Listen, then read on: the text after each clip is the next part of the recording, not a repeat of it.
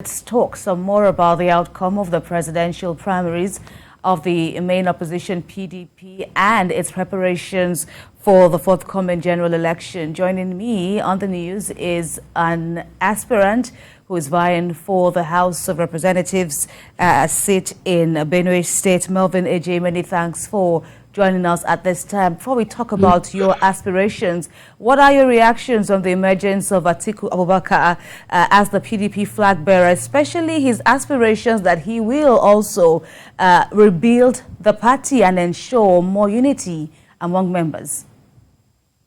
Good afternoon, TVC. Good afternoon, Nigerians. And let me say the emergence of Alhaji Atiku Abubakar is the best thing that has happened to Nigeria at this point in time. That is because it's a round peg in a round hole.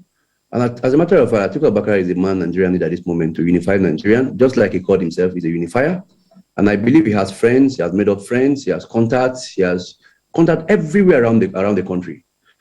While I'm an advocate of equity, but I think for now, as an opposition party, the candidate we need to win election for us is Alhaji Atiku Abubakar. We must insist that candidates that can win elections, candidates that can bring us back to the mainstream, what we need right now. So I'm very happy that Alhaji Atiku Abubakar may emerge. And I'm also, most importantly, is the kind of policies that he's going to implement when he becomes president. First, among his speech, one of the things that caught my attention was his the sense of urgency he has in trying to unify everybody that contested with him. He has visited almost everybody that contested with him. That's the sure way to go. You don't contest election when people assume that, okay, you have won the election and you have it all. You need all the aspirants to work together to be able to get a victory at the general election. So I think his emergence is good for Nigeria, and it's good for me, it's good for Nigeria. I think it will bring a lot of good to Nigeria. But depending on where you stand, even though you've established your position, while some may find it interesting as to Mr. Abubakar's emergence, for some others is a strong condemnation and opposition to his emergence, especially looking at the desire that the party should have, maintained its earlier principle of zoning. Well, I think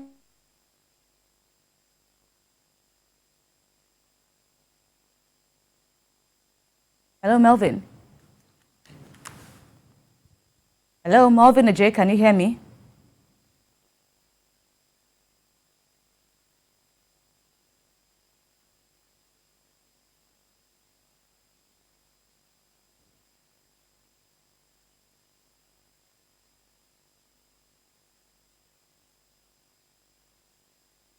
Mr. AJ, we understand you're back. Can you hear me now? If you can, carry on, I can hear you now.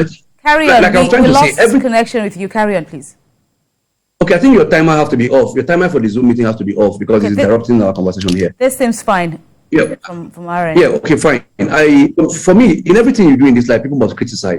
Like I insisted that I'm a strong advocate of zoning, but as an opposition party, we must be mindful of who can win election. We have other good candidates in the southeast, good candidates in the south, but I think we should be mindful of a candidate that have a national spirit, a candidate that can help us first get power before we can begin to take other consideration. I'm actually an advocate of zoning. I will support South to become president any day, anytime. But for now, I think Atiku Abubakar's choice is very good.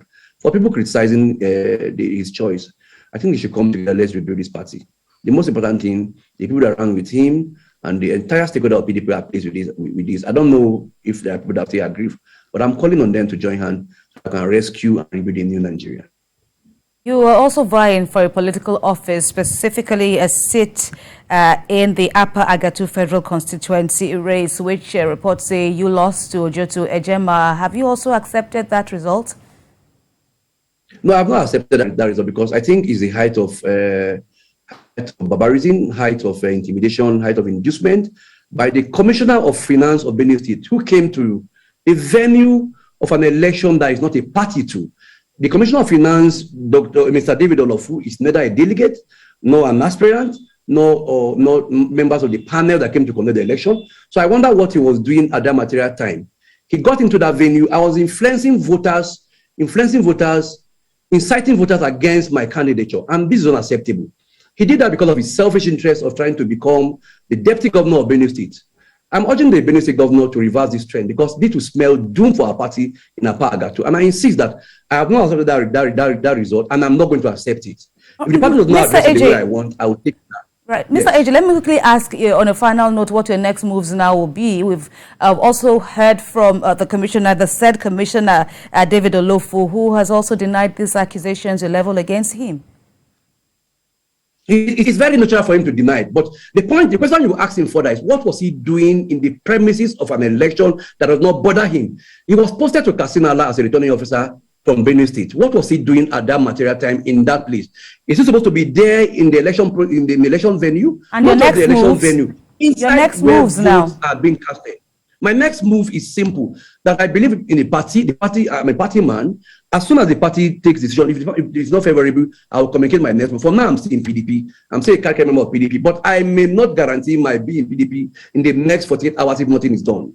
Thank you very much. Melvin Ajay, thank you so much for speaking with us on TVC News.